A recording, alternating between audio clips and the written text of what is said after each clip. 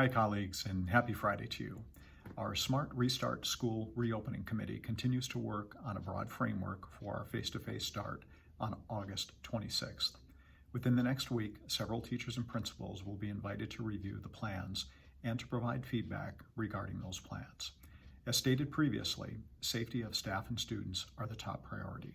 Additionally, and for those of you who work closely with students, I'd like you to be thinking about our top face-to-face priorities when students return. 1. Relationships and social emotional learning. And 2. Digital competency in the event we end up in distance learning again.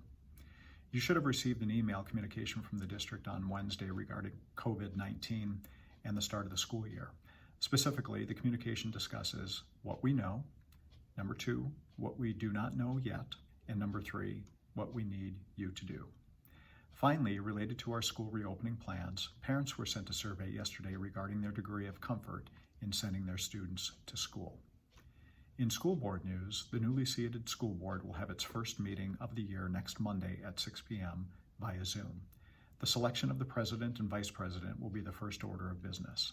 The board will hear an update on school reopening plans, an update on the newly formed Committee for Diversity, Equity, and Inclusivity, which I will chair. By the way, the committee met yesterday as approximately 25 members of staff and community were seated. The purpose of this committee is to create, establish, and sustain a cultural competence action plan for Grand Forks and Grand Forks Air Force Base school districts.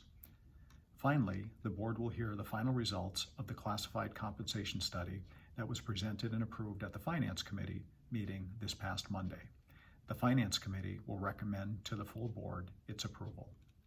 State Superintendent Kirsten Baszler released a statement this week regarding additional K-12 funding that may appear districts would be in line for a windfall.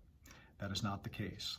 This money is already tied to our foundation aid per pupil payments, so the exhilaration lasted a full 20 seconds on my behalf.